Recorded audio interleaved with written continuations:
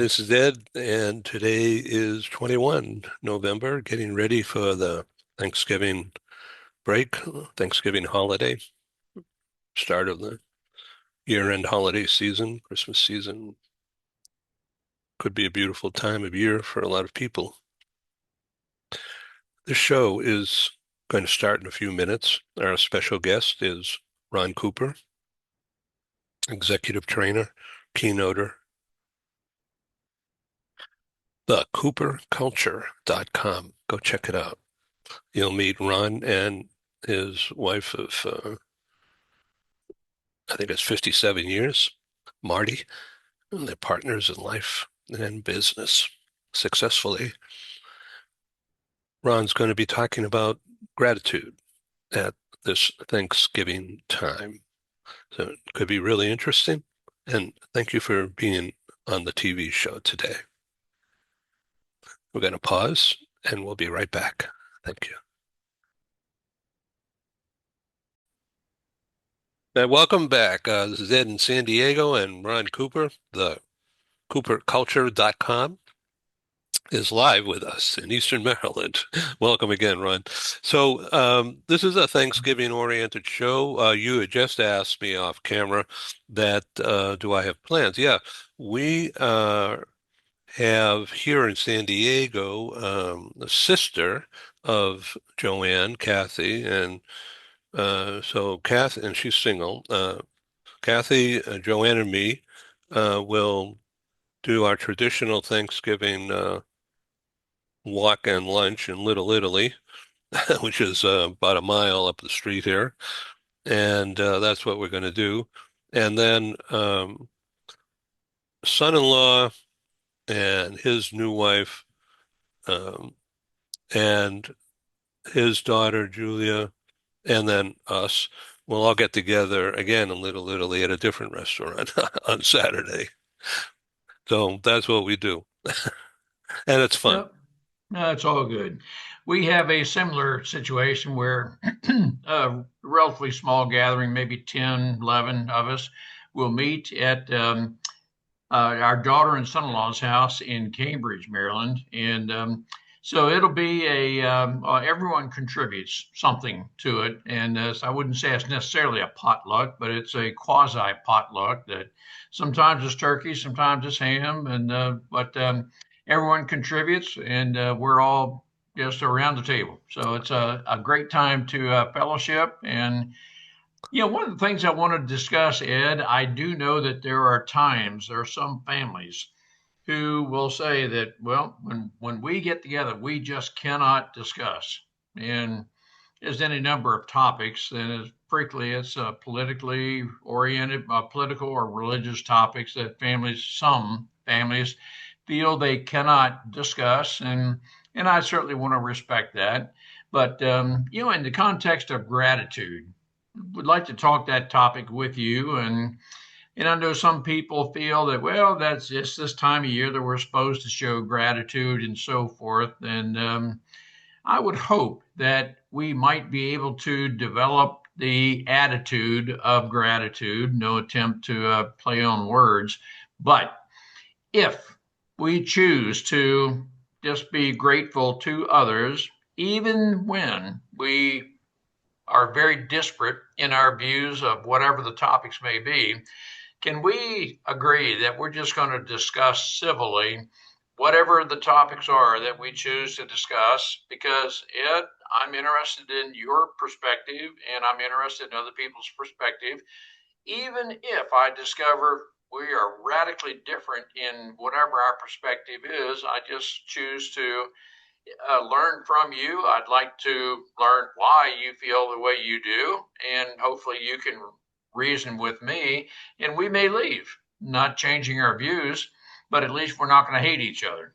And that's where I am. And in the context of gratitude, I am not after flattery at all. But can we just respect each other enough that I would say, Ed, even though maybe we disagree, and I don't know that we do, Ed, but let's just say that we do vehemently disagree on something.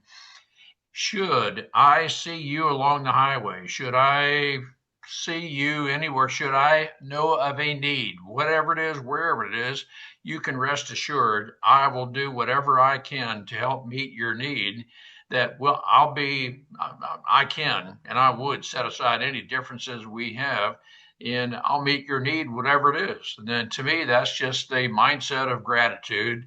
I would hope our listeners could learn to adopt that kind of a thing year round. And so I'm somewhat idealistic in my thinking, but I don't know, Ed. I've just had that thought that if we choose to exercise that right here as we are recording, maybe, just maybe, we can start a movement where some others would say, yeah, I'm just not interested in arguing with people. Let's accept each other's views and let's learn from each other. Well, that's really well thought out and expressed, and I thank you. Yes, of course uh, we could certainly discuss that. So the idea of gratitude and to be thankful for something, right? Yes. And um, I'm thankful. I was introduced to Joanne uh, in on September 16, 96, here in San Diego. And uh, then we had a mutual friend. I think I may have mentioned him before. He was in the real estate business. And Joanne at the time was a travel executive uh, and uh, winner of customer service awards, Hmm. luxury travel. It was like an Expedia division. And so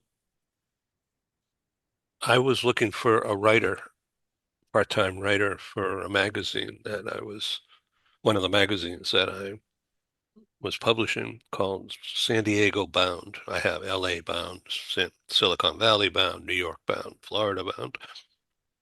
The information about communities. This is back in the 80s. And so she had written articles and actually a couple of books about tourism and about romantic getaways in Hawaii and things like that. And we've been together ever since that day. That's great. Yeah, and it changed my life.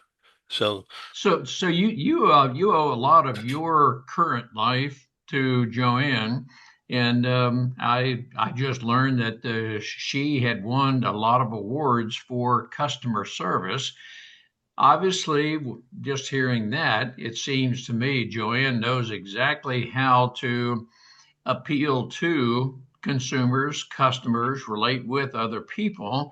I am not an advocate that the customer is always right, but I would guess Joanne has a knack of dealing with people, even though there may be differing thoughts on whatever the service provided, the kind of thing. But she knows how to reach an amicable agreement with that customer. Is that the kind of person Joanne is? yeah, customer service and making sure it's 100%. Wow. And so has that well your relationship with Joanne, but I mean maybe that part right there has that been transformational to you personally? Well, sure, because I have a lot of customers like you and Ken and others that are tough cookies. I better get it right. But no, it has a lot to do with relationships, Ed. And I would, as with Marty and me, and we've discussed it before, but Marty and I celebrated 57 years of marriage on September 7th. I met her, what, 59 years ago or so. But Marty and I are very different, but I say frequently in complementary ways. And so Marty and I certainly do not agree on everything, but on those matters that are important. And have foundational values, we do agree on that. And we frequently will have conversations where she has one perspective, I have another, and we just walk away either understanding each other or, okay, that's you, that's me, let's go out and do something together. And we don't need to focus on any differences we have. Yeah. Uh, Ron, there's a screen problem. Wait 1 second here. Sorry. Okay, there you are. You disappeared, Oh, no. but we heard your voice, and here you All are right. back. Okay. You've been in continuous view all the time with me. I got to be careful not to do something weird. But okay, so let's talk about the ground rules that you mentioned, quote unquote, ground rules of getting together, even though there's perceived differences, actual differences between people. Um, so tough topics don't have to be discussed every time people get together.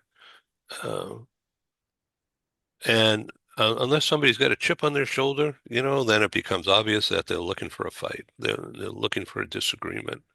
And so my view is that person has to be told to cut it out. Not here, not now. Yeah, and I'm fine with that, Ed. There, any if the person, from my viewpoint, if a topic, if and it's more so the person than the topic, but if the person is going to be argumentative, and worse than that, if that person chooses to denigrate your character, something of that nature, that's where I draw the line. We're not going to do it. I, in on my property in our house, I set the rules, and so That's I don't. That sounds very dictatorial. However, I will say that, we in our household on my property, we're not going to denigrate each other. We can vociferously, with aggressiveness and whatever energy, can discuss different topics, but we cannot take it to the point where we denigrate each other's character, values, and so forth. I'm not here to tell you that you are any lesser of a person because of whatever your perspective is. That's where I draw the line, Ed. That I am very interested in any thoughts you have, your perspectives, because I can learn from you, even if we disagree on a topic. I do want to learn. so what I'm about to say is just comes from the conversation it's just emanating from that. Didn't have this in mind 10 minutes ago at all. And it's not political, but the man at the top, President Trump, is doing some really wonderful things for the economy in a macro way, big picture stuff, um, and internationally, for sure. And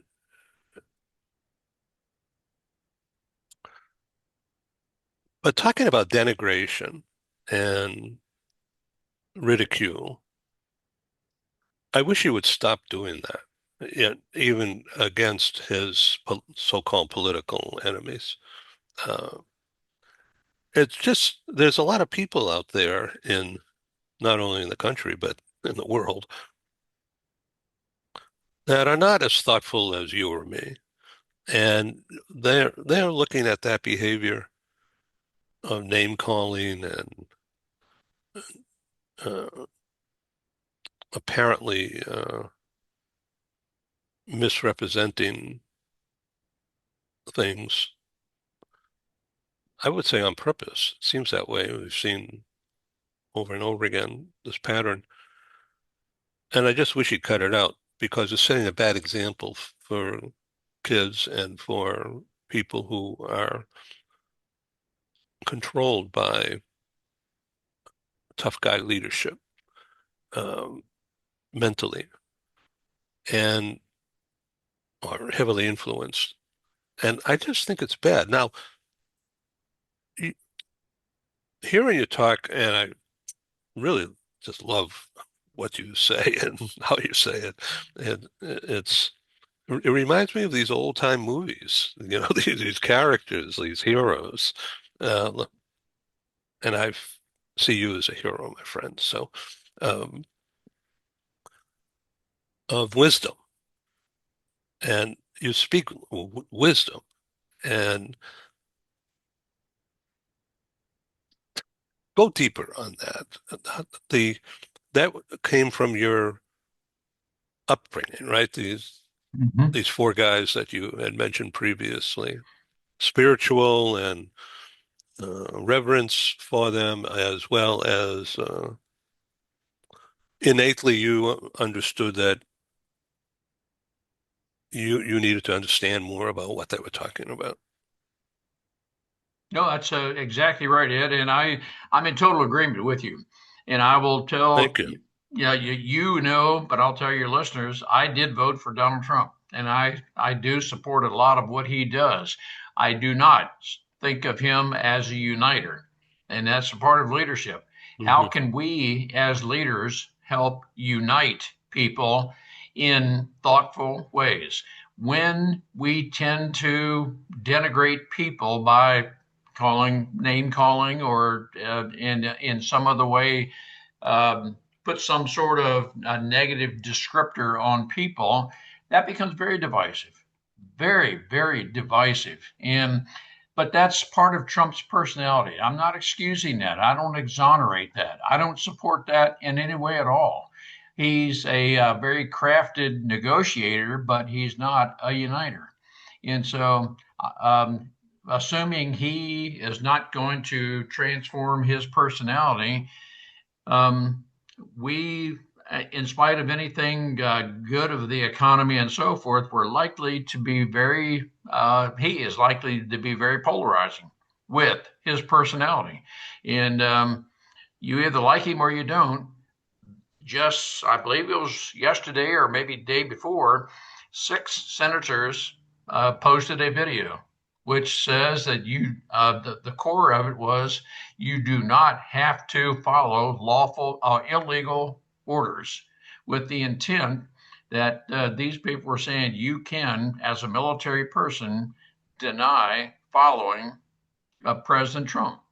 In now, my opinion, and I'm not trying to be political with this, Ed, as you were saying, this is not a political show. However, I would like to know from each of these six people, what is the unlawful order that the president is purported to have said, and the fact that we in the military are pledged, and congressmen have very similar oath of allegiance, that we uh, will defect or defend and protect the Constitution of the United States against all enemies, foreign and domestic. There's nothing in there that says that I don't have to follow the unlawful orders of someone, but that seems to be the core of what these six were trying to say. And I'm not trying to be divisive in anything, but it seems that that's a very divisive statement that is being made, and it may be a matter of uh, President Trump's personality. They feel it's appropriate to make that kind of a thing, but at any rate, Ed, it just seems that that is just one very divisive statement, and I don't mind talking about that very topic around the dinner table, but I just won't allow it in my home to be a personally denigrating topic. That I'm very interested in what other people's thoughts are, and I do. There is a person within our circle of influence who I feel very certain agrees with the premise of the six, and I'm very interested in knowing what that person's thoughts are. But even after learning from that, we're still going to remain friends. Interesting. So I want to tell you in my role here as broadcaster that the sound has been very clear, but at times the bass is not there. So your voice uh, is higher, and then all of a sudden the bass comes in, and of course that's the full booming voice that you have. But it's all very easy to hear. It's just that it's changing in intensity. So there's something in your headset, I think, that might be causing that. Just a FYI. So, All right. Well, thank you. Yeah, your voice is coming across very steady. oh, good, good. So I had trouble launching this morning. So I went off and on again, and then it came up okay. So maybe it's the rain. I don't know. Hmm. Uh, so the topic of showing gratitude, this being Thanksgiving, and just feeling a friendship amongst people, right? I mean, that's not phoniness, but it looking for a positive, accentuating the positives rather than finding fault. And I think that's exactly what it is, Ed. And you and I have discussed this before that we will almost always find whatever we're looking for. If I'm looking for negative in you, I might have to look a long time, but if I'm looking for it, I can probably find something negative in you. I'm But sure. but Ed, I'm not interested in that. I want to look for the positive, accentuate the positive. I am not interested in being gratuitous to anybody. I don't want to come across as patronizing. I want to be very genuine with my thoughts about different people.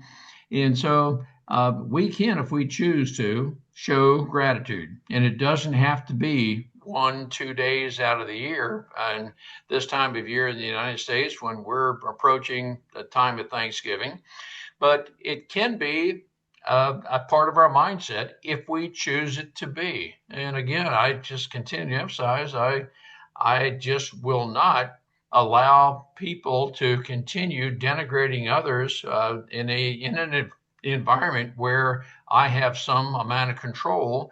And if I'm in a setting where I don't have control, I can choose to leave that conversation. Should it be the type that um, those people would choose to denigrate others? I don't have to take part in that. And so I do believe, Ed, as we have the courage, and there was a time in my life I definitely did not have the courage to speak up and, uh, let's say, remain strong in the values that I have.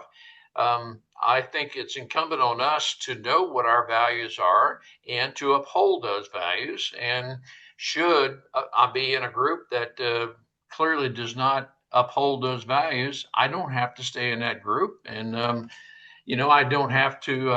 While I would never leave that grouping with anything negative said about them, I just say, well, okay, that's we just choose to be different.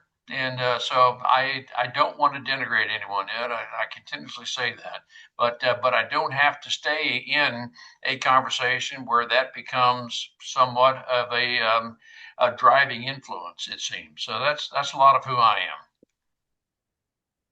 am. There's a lot there, my friend. So tell me about what your outlook is, or something for 26 coming up, uh, that like you can't wait to get it started. But Well, everything slows down now, and so you have to look to. Well, and okay, and I'll tell you right there, Ed. Yes, toward is we're not we're in the last 6 weeks of the calendar year, and for some people that's just a natural slowdown period. But that does not have to be that way at all. We don't have to slow down.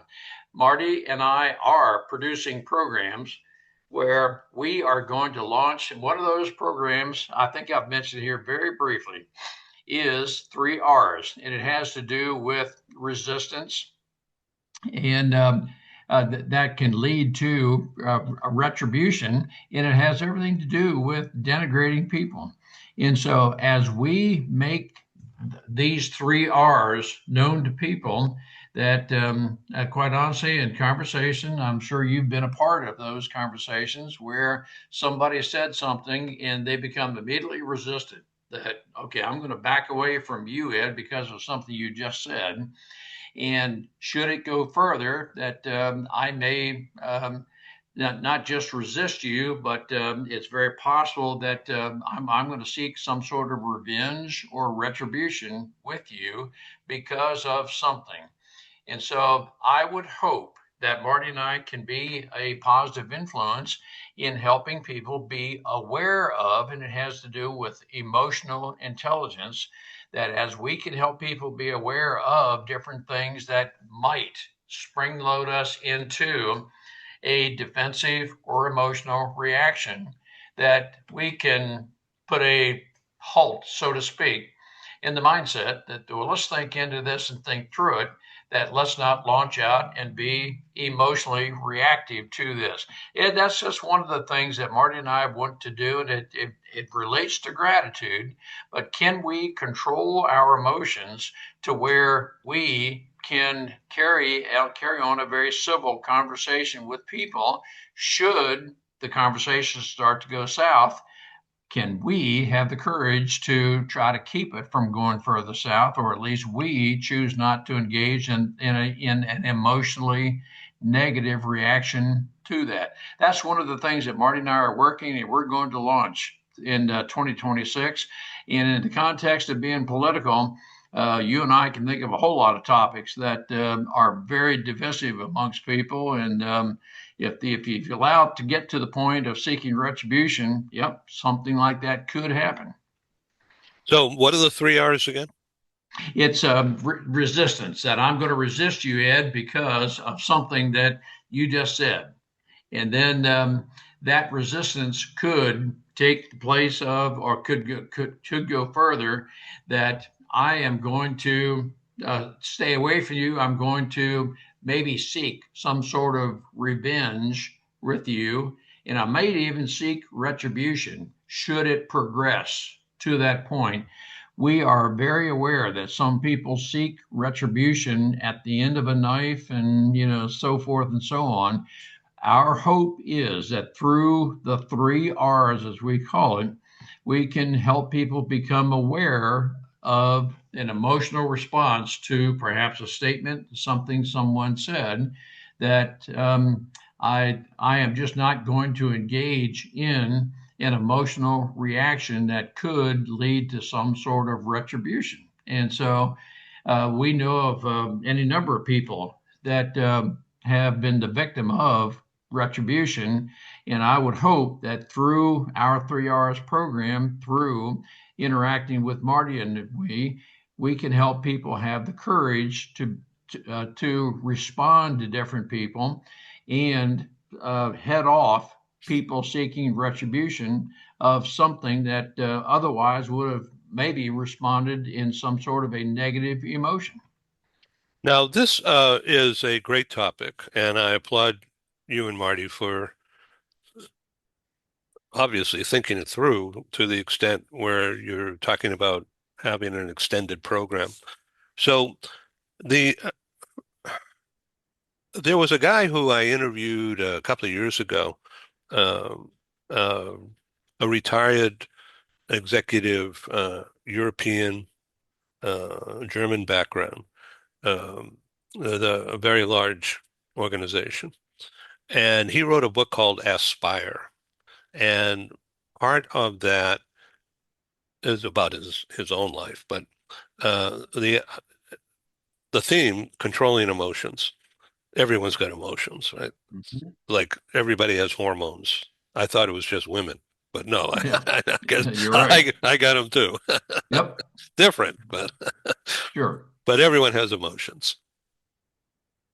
And it's so true because that is the difference between flying off the handle and having a control thought process about something that annoys or interferes or you find hurtful from someone else, and then how you handle that. And that, I think, is what you're talking about. No, it's exactly what I'm referring to, Ed. Yeah. That Yes. Let's just say, okay, I will tell you that I am engaged in a conversation where someone has told me I am unfit to speak in an organization. And I thought, wow, okay. I acknowledge how you characterize me, but can you give me more detail? The person who stated I am unfit has chosen not to engage me in conversation. That it's a final judgment. And so, okay, I want to try to find someone who can add some more detail to this. And I may never change this person's opinion of me, but I would like to at least know, well, what is it that makes me unfit? Can I change? Can I more closely align with the values of this organization? Ed, I'm talking to you in real time now. I am trying to meet with some people to determine what it is that makes me unfit. And I'm not saying at all that you've made an incorrect assessment of me. Okay, I acknowledge your assessment that I am unfit. I would just like to know what the facts are, or at least what the emotions are that you seem to think I am unfit. I may not change your opinion, and and I'm the kind of person, Ed, if I can determine that my values are very askew of your values, we might just leave it that way. Yeah, you're right. I don't fit in your organization. But I would like to know, I want to try to take the conversation to that point so that I can determine, all right, it is a matter of values, that my values are very askew of this organization's values. But I haven't gotten to that point yet because I haven't found the right person who will engage in that type of meaningful conversation. But I just moments before I came on this show made an appointment for Tuesday with a person that I think can help me understand a little bit. Well, that's really interesting. And uh, so you're entitled. I hearing you. I'd like to just add my 2 cents saying you're entitled to learn what that person is talking about. And that's where I am, Ed. Okay, I'm not going to. I would hope I would have an opportunity to possibly reverse your opinion of me. That opportunity may not exist, but if you'll at least tell me what it is you saw of me that makes me unfit, at least I'll know. Now, you may have seen something, heard something about me that's radically not true. I want to have the opportunity to try to correct that, and you may or may not accept that. And so I can't make you believe anything, but I just want you to know what the facts are. And if you choose not to believe the facts as I'm expressing them to you, then that's okay. That's you believe what you believe, and I'll say hello to you the next time I see you. But know that all right, we're very different. So I just accept that. Right. But this is really interesting. So I am trying for 26, what I'm trying to do is to produce more TV talk shows that are sponsored. Mhm. And so I'm going back in time to the old uh, print magazines that I used to publish and the content that was included. I'm looking for one here and I can't get my hands on it right now, but um, one of the themes and the title, which I still own and operate, is called Global HR News. So global, which Mhm. means multinational, and HR is human resources. Uh, the real word for that is talent development Yes. on a global basis. And Philip Berry and I have been working on that. Um, so the concept is people, and this is just a quick look into what I'm talking about here. Philip, at the time, he was an executive, a global executive based in Paris with Colgate-Palmolive for a long time. He was the top exec in the corporation, overseeing all 60 countries where Colgate Mhm. operated in with a plant and or a sales operation, toothpaste, whatever. And the talent developed that he had to work with from, say, Guatemala or Ecuador or Colombia, Brazil. Of course, they're of Spanish or Portuguese background, but very similar traits, he said, that he discovered of ways of looking at things and cultural stuff, family opinions, and lifestyle, very similar to parts of Poland and Czechs at the time, Czechoslovakia, Hungary. And so he experimented, taking people who are educated and okay in their business function within the corporation and switched them around, saying these people on assignment, now they're from Eastern Europe, and we put them into Central America and vice versa. And they developed attitudes, personalities and product knowledge, of course, and interpretation and friendships. The corporation benefited from that because of the Mhm. talent, expertise purposely developed. And so that's the meaning of global HR. So, Now, what I, I'm interpreting you're saying is that as we learn to be culturally adaptive, we can appeal to different people. And my right now my thoughts go to Joanne, customer service. Yeah, to me it's all synonymous. thank you. That is perfect. And so Philip and I are developing the thinking of how to turn that into a talk show series, that topic, Hmm. and how it relates to cross-cultural training, cross-cultural learning, uh, strengthening international business relationships at a time when things look frazzled, uh, and turning it into a talk show series, sort of like what you and I are doing. Um, that's exciting to me.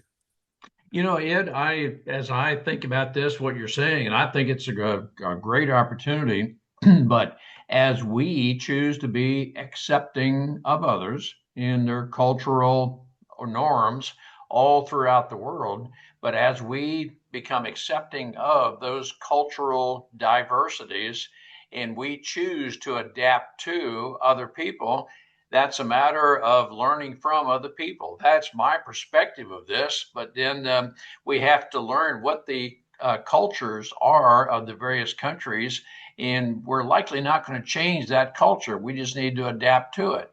And so I think that's a matter that, from my perspective, that's a lot of what you and Philip are discussing. And as you have following with that, of those who choose to learn about and adapt to the different cultures, yes, you're certainly going to increase your international following.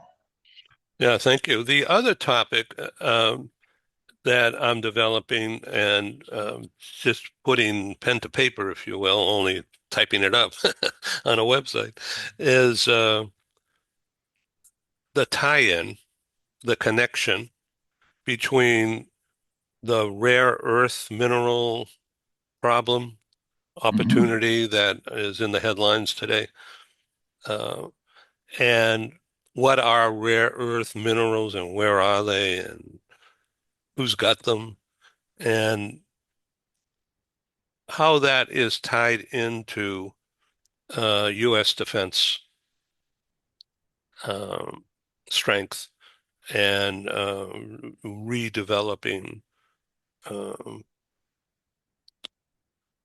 capabilities.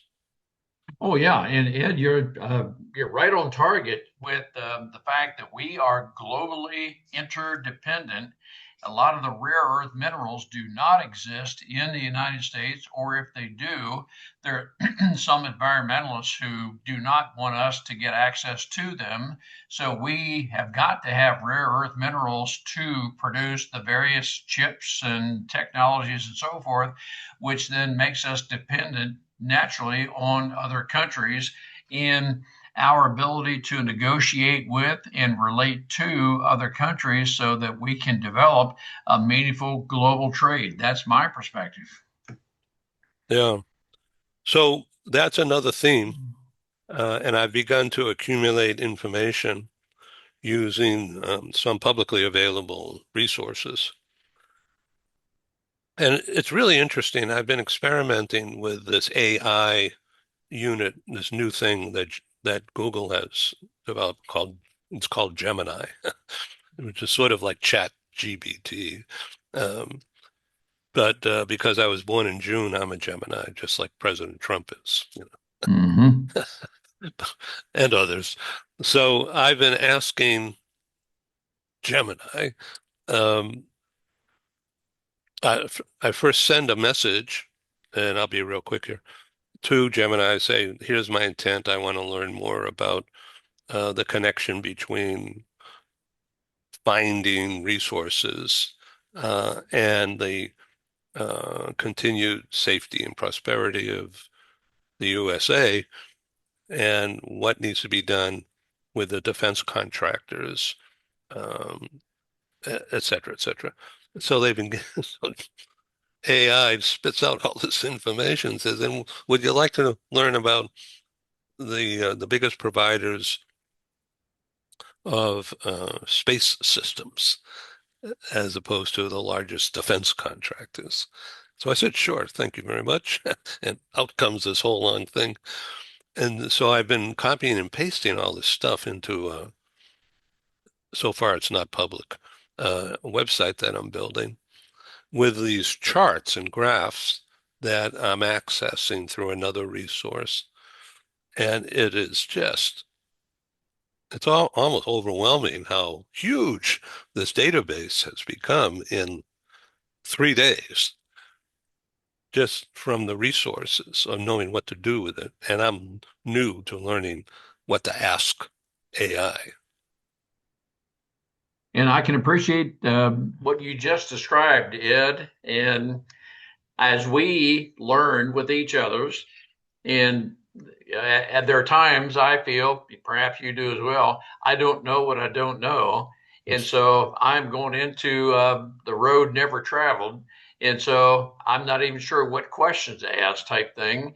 But as those with whom we associate are accepting of, and we can travel the road together, we can all learn together. That to me is when we started this conversation with the word gratitude, as we can show gratitude toward each other, knowing, Ed, you have strengths I don't. As we work together as a team, we are going to accomplish a lot of things. And so that is a matter of us working together and all about teamwork. Ron Cooper, I have learned from you again, and thank you for being on the show. Well, Ed, thank you so much. You've got a great outlook on life and the look Thank ahead. you. And I'm all about look ahead and what can we do to benefit others. And that is what we're about. Well, I take that to heart because I know that you're a fighter pilot and you're always looking ahead. Yes, and it's always thinking ahead because you can't wait until the moment of, but you're always trying to think into the, I call it frequently, what if analyses. And so as we choose to delve into, do critical thinking, we can think of a lot of things and are always trying to project and think ahead. Thank you. Amen. Thank you. Thank you, Happy Ed. Thanksgiving. Have a great day and a great weekend, and a great Thanksgiving. See you in December. See you then. Bye.